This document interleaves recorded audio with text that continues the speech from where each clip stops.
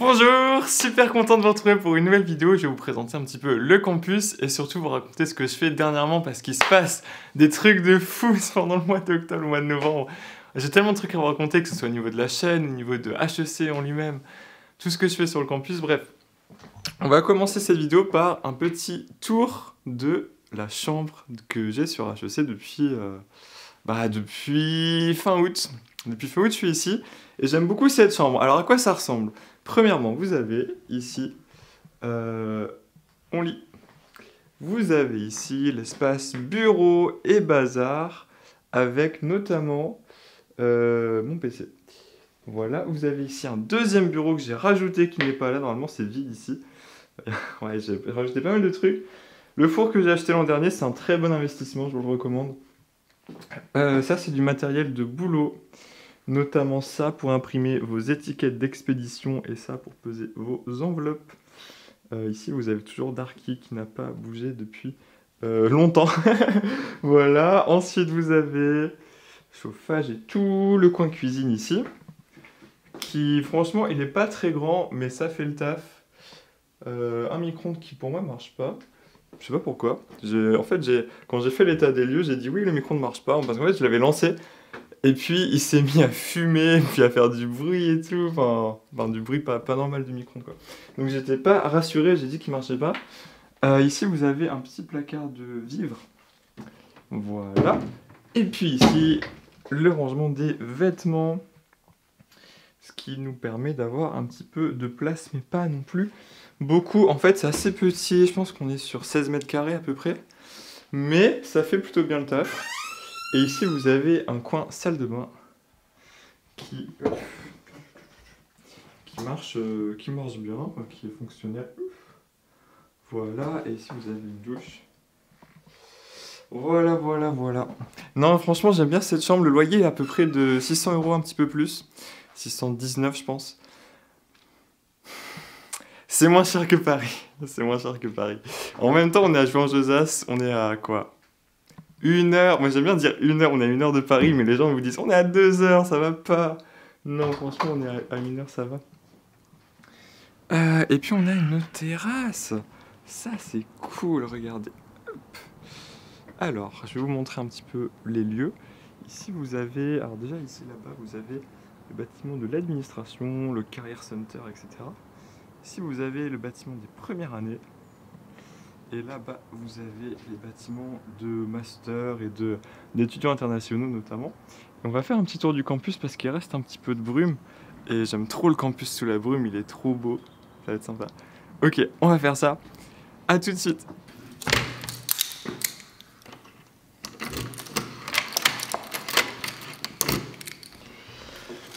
Et voilà notre couloir. Super sympa. Bon, avant de parler de ce que je fais moi, je voulais parler un petit peu de vous, notamment du mois de novembre. Parce que le mois de novembre, c'est un mois difficile pour tout le monde, et notamment pour les classes prépa. C'est un mois, je pense, où vous allez être en difficulté. En tout cas, moi, j'étais vachement en difficulté quand j'étais en prépa au mois de novembre. Novembre-décembre, je trouve que c'est une période très difficile parce que déjà, il y a les facteurs environnementaux, il fait froid, il fait nuit, etc. Mais il y a tous les facteurs il y a les concours blancs qui s'approchent, il y a des examens, il y a le travail qui est en retard, etc. C'est des périodes où on fait beaucoup de progrès, mais c'est des périodes qui sont épuisantes et où on peut être facilement découragé. Donc moi, je vais vous dire de ne pas perdre espoir parce que ça va passer cette période. Mais c'est normal en tout cas, c'est ce que je veux dire, c'est normal d'être fatigué, de ne pas se sentir très bien. Je vous présente un petit peu mon bâtiment. Voilà, et ici les bâtiments des premières années derrière. On va faire un petit tour, je vais vous emmener au restaurant, juste pour vous montrer à quoi ça ressemble. On va pas manger là-bas. Donc ouais, la période de novembre elle est difficile. N'hésitez pas à en parler en commentaire si vous le souhaitez, c'est normal, franchement c'est... Comment je me sentais en deuxième année ? En deuxième année, j'avais en fait une très mauvaise santé au mois de novembre-décembre parce que j'étais fatigué et j'essayais de compenser cette fatigue en mangeant des sucres. Et je me souviens que quand je rentrais des cours, et je sais pas si je l'ai dit en vidéo, mais je crois que je l'ai dit déjà en vidéo, quand je rentrais des cours, je me tapais combien? Au moins une demi-plaquette de chocolat quoi, tous les jours. Parce que j'avais besoin de parce que j'avais besoin de sucre rapide et tout. Hyper mauvais, surtout ne faites pas ça.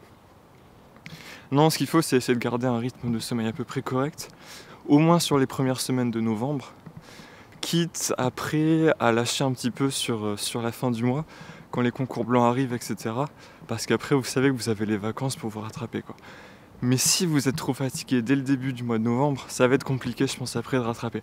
Mais en tout cas, surtout, vous en faites pas parce que c'est une situation qui arrive à vraiment tout le monde d'être fatigué début novembre quoi. Ouais. Faut pas s'en faire. Bon. Alors moi je voulais vous parler un petit peu de ce que je fais en ce moment. Moi j'arrête pas de travailler. En fait c'est pas tant les cours de HEC qui m'occupent, c'est plus les activités perso, c'est plus YouTube, etc. Ah, ce trépied est lourd, ouf. C'est plus les activités perso, notamment les rédacteurs. Donc vous savez, je sais pas si vous avez suivi le projet des fiches parfaites, mais c'est pas grave parce que quand on regarde une vidéo, il y a toujours des gens qui n'ont pas regardé les anciennes vidéos, etc. Et c'est pas grave, mais en gros les fiches parfaites, c'est des fiches qui sont parfaites, rédigées par des rédacteurs de HEC pour compenser un cours pas très bon que vous pouvez avoir en prépa dans une matière, ou si vous avez besoin d'approfondir notamment un cours, on réalise des fiches qui vont vous permettre de performer hyper bien au concours. Et en fait, je vous donne ma parole parce que j'ai cherché les rédacteurs les meilleurs de HEC, ceux qui ont eu au moins 18 dans les épreuves de concours, et je les ai trouvés, et avec eux on a commencé à rédiger des documents et tout.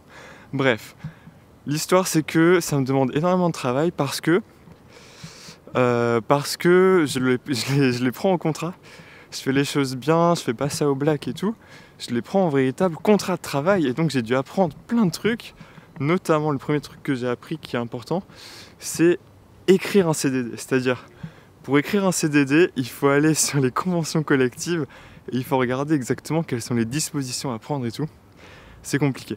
Et ensuite, ce qui est plus difficile encore, c'est la génération de bulletins de paye. Wow, j'ai émis mes premiers bulletins de paye. Alors déjà, un truc de fou, j'ai mes premiers salariés, ça c'est le cas. Et puis un truc encore plus fou, c'est que j'ai émis des bulletins de paye. C'est-à-dire, je suis employeur quoi. Incroyable. Comment on fait pour émettre des bulletins de paye? C'est une galère monumentale. Soyez heureux de ne pas avoir à en faire actuellement parce que c'est trop galère.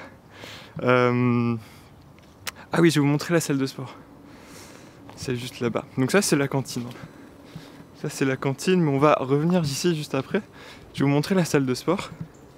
Parce que c'est une galère les bulletins de paye, c'est trop compliqué. Parce qu'il faut prendre en compte les mutuelles, bien sûr les cotisations salariés employeurs, il y a des taux spécifiques. Mais il faut prendre en compte les congés payés, il faut prendre en compte les indemnités de plein de trucs. C'est une galère. Je m'en doutais pas, vraiment. Vraiment, je m'en doutais pas. On va passer par là. Petite remarque sur le campus, il est très vert. C'est quand même vachement agréable d'avoir un campus aussi vert. Je crois que le truc que je préfère à HEC, c'est que l'air est pur. L'air est super pur, super agréable. Ok, donc les CDD, c'est une galère immense. Pour faire ça, j'ai souscrit à une entreprise qui permet de réaliser les contrats plus facilement, les bulletins de paye, qui s'appelle Payfit. Et en gros, j'ai inondé leur service client de questions, de demandes, etc. Parce que j'en ai besoin, parce que je suis pas juriste, parce que j'ai jamais eu d'employé, etc. Et donc j'apprends des trucs de fou. Donc ça, c'est les trucs de fou que je fais à HEC, c'est j'apprends à embaucher des gens. C'est incroyable quand même, quand on y pense, à 21 ans, apprendre à embaucher des gens, c'est incroyable, je trouve. Et puis après, c'est la logistique, c'est préparer des contrats, préparer du matériel, etc. Enfin voilà. Alors, je vais vous présenter la salle de sport de HEC. Parce qu'en fait, on a deux salles. Il y en a une en intérieur et il y en a une en extérieur. Mais je trouve que celle en extérieur est tellement cool. Donc là, voilà.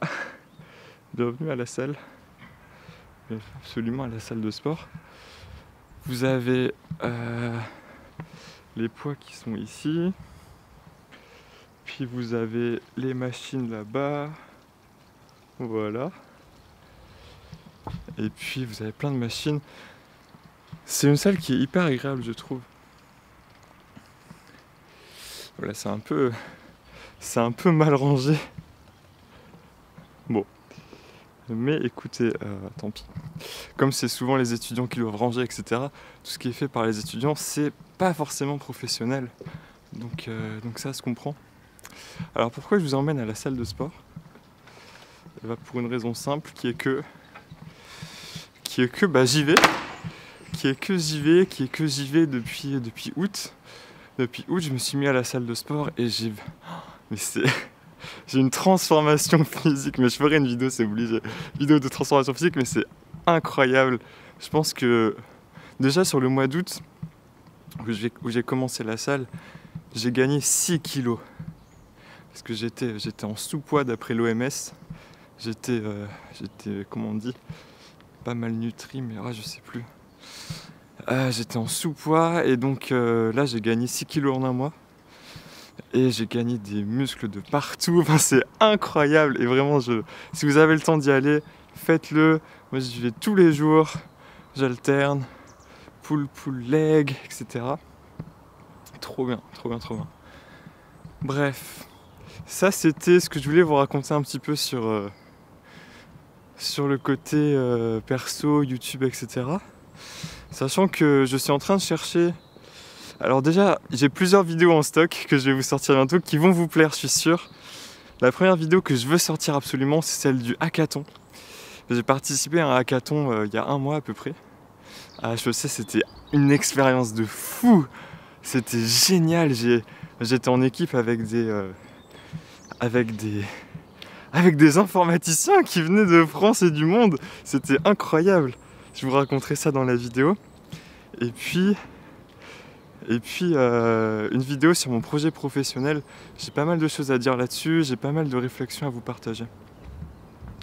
Donc ça va venir. Et puis je cherche aussi un format de vidéo un peu plus technique sur la prépa.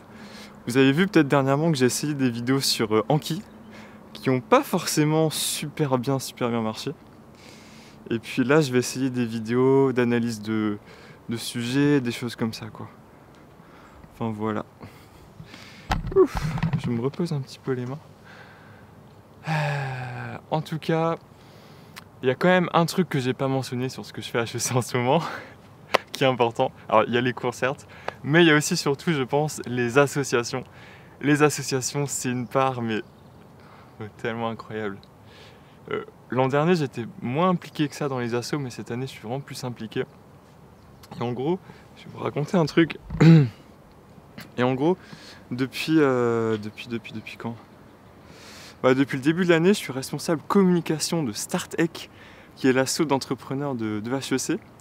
Et qu'est-ce qu'on fait à StartEch ? Et surtout, on organise des conférences de fous furieux avec des gens très stylés. Il y a quelques années, il y avait Marc Simoncini, il y avait Oussama Ammar, il y avait des gens très très cool. Et cette année les amis, on va faire des folies. On va inviter des gens mais spectaculaires. J'ai trop hâte des entrepreneurs connus, mais pas juste que des entrepreneurs à la station F, start-up et tout, mais aussi des entrepreneurs, juste des gens qui sont entreprenants, quoi, qui font des trucs, qui se bougent, des footballeurs. Un footballeur, c'est un entrepreneur. Si vous voulez un artiste, c'est un entrepreneur. Des gens comme ça, qui ont des expériences à partager, qui ont vécu des trucs, qui ont expérimenté. Ça, c'est intéressant pour nous. Et je voulais vous raconter un truc qui est que on va inviter Théo Lyon à HEC, et ça je suis super fier parce qu'en fait c'est moi qui l'ai démarché dans les commentaires d'une vidéo qu'il a faite sur HEC, que vous pouvez aller voir d'ailleurs tout à fait. Je lui ai dit ouais Théo, est-ce que tu serais chaud de venir à HEC, on a envie de t'inviter. Et elle a dit oui, et on a organisé le truc, on a mis le truc en marche, et je trouve ça incroyable juste de se dire, tu trouves quelqu'un que tu as envie d'inviter, tu lui proposes de venir à HEC, c'est bon, et après la machine est enclenchée, on lance les événements, on lance la communication, ça va se faire, on va le rencontrer, il y aura une conférence, il y aura un buffet, etc. Mais c'est génial, je trouve que juste cette liberté qu'on a de pouvoir lancer des trucs, c'est incroyable. J'arrête pas de parler, je suis désolé si vous... Bref, je voulais vous montrer ça surtout, qui est l'affiche qu'on a faite tous ensemble avec l'équipe communication de StartEch, et que moi j'ai affiché ici devant la cantine. D'ailleurs, si vous voulez faire un petit tour dans la cantine, juste rapidement pour vous montrer à quoi ça ressemble.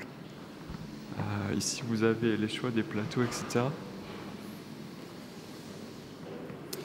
Et après c'est les différents stands. On va pas aller plus loin, mais je voulais juste vous montrer l'intérieur. En fait vous avez plusieurs stands. Vous avez un stand italien, vous avez un stand de bouffe étudiant, enfin menu éco. Vous avez un stand un peu plus fancy, un stand végétarien, etc. Et ça c'est hyper sympa parce que vous pouvez choisir ce qui vous intéresse. Bonjour. Enfin voilà, c'est très cool ici, vous avez pas mal de place. Et la cantine de HEC elle est très très bonne. Et tous les étudiants qui l'ont testée ont attesté qu'elle était super bonne. Et donc ça je suis vraiment content. Et il y a d'autres trucs dont je vais vous parler, mais je vais arriver un peu dans la forêt, je vais vous reprendre là. Je voulais vous montrer la chapelle de HEC qui s'appelle l'Escargot, qui est ici. Hop. En fait, vous avez pas d'assaut par confession, mais vous avez quand même la communauté chrétienne de HEC, qui est une asso qui rassemble les chrétiens. Mais après, vous avez des assos plutôt par nationalité. Vous avez HEC Monde Arabe, HEC Israël, HEC machin, HEC Italie qui est hyper actif, je les aime trop. Ah mais regardez comme c'est beau le matin avec la brume. Je vais vous montrer ça. Est-ce que je peux rentrer dans le décor? Oula. Cool. Qu'est-ce que je veux dire? J'aime de plus en plus ce campus, on s'y sent bien et on est bien. Il y a beaucoup d'activités sur le campus. Moi je trouve que une des difficultés qu'il peut y avoir, là je suis vraiment trop gros plan là. Une des difficultés qu'il peut y avoir quand on est sur un campus comme ça, c'est qu'on est un peu dans le maelstrom du truc, on est tout le temps pris dans des événements, dans des choses à faire. Et je trouve que ce qui est sympa, c'est d'arriver à s'en détacher et d'être un peu plus libre et de faire sa vie un petit peu, d'aller à Paris quand on a envie et tout. Enfin, on n'a pas tant de cours que ça dans la semaine, quoi. Moi, j'ai pas cours quand... En fait, j'ai cours tout le temps, j'ai cours tous les jours, mais il y a plein d'après-midi où j'ai pas cours, où je peux aller à Paris, etc. Donc on est quand même vachement libre, je trouve. Voilà. Bon, on va finir dans la forêt. C'est parti. On passe devant les fûts de bière vides après les soirées. C'est marrant quand même. Quand je vous dis que ce campus, c'est vraiment entre la forêt et les habitations. Regardez là-bas. Habitation. Forêt. Carrément, sans transition. Alors, je voulais vous parler d'encore deux choses avant de clore cette vidéo. La première chose, c'est Sendinblue. Et la deuxième chose, c'est... c'est quoi? Putain, c'est quoi que je voulais dire? Et la deuxième chose, bien sûr, il s'agit des cours. Alors, bon, je vais commencer par Sendinblue, puis je finirai sur les cours. Alors, Sendinblue, c'est quoi? Sendinblue, c'est une agence... Enfin, c'est pas une agence de marketing, mais c'est une entreprise d'édition de logiciels de marketing qui est leader en Europe, qui a 800 employés, etc. Et je suis allé faire une immersion chez eux. Et j'ai beaucoup apprécié cette immersion. C'était organisé par Startup Immersion. Donc, en gros, le principe, c'est une soirée, vous allez dans cette boîte et vous allez rencontrer les gens qui travaillent là-bas pour discuter avec eux et échanger sur leur métier, etc., etc., etc. Et j'ai fait ça et j'ai adoré, c'était très sympa. J'ai adoré non seulement le principe de l'immersion, mais aussi l'immersion chez Sendinblue. Et donc je m'oriente peut-être professionnellement vers les sales et le customer success, parce que j'ai eu l'occasion de discuter longuement avec la responsable customer success de Sendinblue et j'ai trouvé ça hyper sympa. Et donc peut-être que je ferai un stage là-bas dans le customer success. C'est quoi le customer success? C'est quand vous vous occupez du bien-être de votre client une fois qu'il a signé chez vous. Et donc c'est évidemment un job hyper important. Il y a des toiles d'araignée partout. Regardez ça. Vous voyez pas. Donc ça c'est cool et je vous en parlerai plus en détail dans la vidéo sur mon projet professionnel. Mais j'ai trouvé que c'était très intéressant non seulement de rencontrer les professionnels là-bas, mais aussi de rencontrer les candidats qui sont des gens intéressants, qui sont parfois en reconversion professionnelle et qui sont pas juste là parce que ça les intéresse comme moi, mais qui sont là parce qu'ils ont besoin d'un travail à la fin du mois, et donc ça te fait changer un peu de ta bulle d'école de commerce où tout se passe bien. Il y a des gens qui ont vraiment besoin d'un travail, et donc c'est cool de les voir et de discuter avec eux et d'échanger sur leur parcours, leurs envies, etc. Donc ça, j'ai trouvé ça très sympa, ce genre d'événement qui te fait sortir un petit peu de ton école et de voir le monde, quoi, voilà, tout simplement. Bref, et donc deuxième chose, les cours. Les cours à HEC, pour l'instant, je suis assez satisfait. Alors ce bimestre, vous savez que nous on est organisé par bimestre. Ce bimestre, j'ai eu plusieurs cours. J'ai eu notamment le cours de finance d'entreprise que j'aime bien, je vous en ai déjà parlé. Là, j'ai un nouveau cours qui est le cours de modélisation financière business plan. Et celui-là, il est génial parce qu'en fait, le prof qu'on a, c'est pas un prof, c'est un entrepreneur. Et le mec ne rigole pas, c'est-à-dire que déjà, il est fondateur d'un groupe de 120 employés, etc. Et son métier, c'est de vendre des Excel. Et donc, il nous apprend à utiliser Excel pour construire des business plans. Donc en gros, il n'y a pas meilleure personne que lui pour nous apprendre ça. Et le cours est génial parce que c'est efficace, c'est intense. C'est intense, j'aime bien les cours intenses comme ça. Ça va droit au but, c'est clair. Et on apprend très très très vite. On apprend très très vite à construire un compte de résultats, à construire notre cash flow statement, etc. Et ça, c'est des connaissances vraiment pratiques qu'on récupère dans ce cours. Et je trouve ça génial parce que ça ressemble vraiment à de la mise en pratique par rapport à ce qu'on a appris dans les cours de finance d'entreprise, etc. Voilà. Ça, c'est bien. Et puis, on a d'autres cours de droit qui est génial. Moi, j'adore le cours avec Marie Serna, c'est une prof extraordinaire. Et puis, qu'est-ce qu'on a d'autre ? Cours de stratégie qui est intéressant. On a vu la strate de Starbucks, de Carrefour, de Walmart, machin. Voilà, c'est marrant quand même. C'est assez intéressant. Waouh, regardez ça. Regardez ça. C'est assez intéressant quand même, ce cours de stratégie. Les cours de langue sont pas très utiles, hormis mon cours d'italien. Oh, regardez ce lac.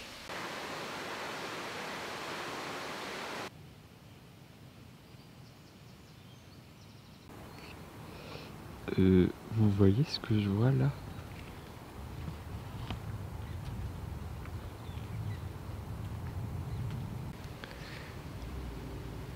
On va essayer de s'approcher un peu, mais quand je m'approche, j'ai l'impression qu'il s'éloigne. Regardez, il bouge, attendez. Ah.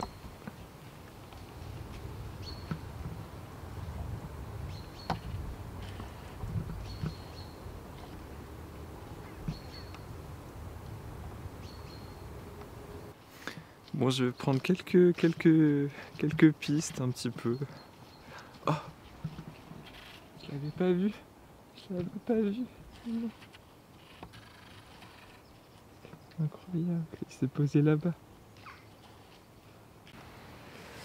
Bon, et on va mettre fin à la vidéo ici. Je pense que j'ai un peu tout dit, tout ce que je voulais vous raconter. Et j'aime bien ce format d'update où on marche sur le campus et tout. Je sais pas ce que vous en pensez, vous. Enfin, dites-moi ce que vous en pensez en fait. Est-ce qu'on refait ça et tout? C'est tout. Très bon courage à vous pour votre prépa. Et puis, prochaines vidéos vont être intéressantes. N'hésitez pas à vous abonner à la newsletter si vous le souhaitez. On continue ça tous les dimanches. Et puis... Oh, ils sont bougés. Et puis, très bonne journée, bon courage. Et à bientôt.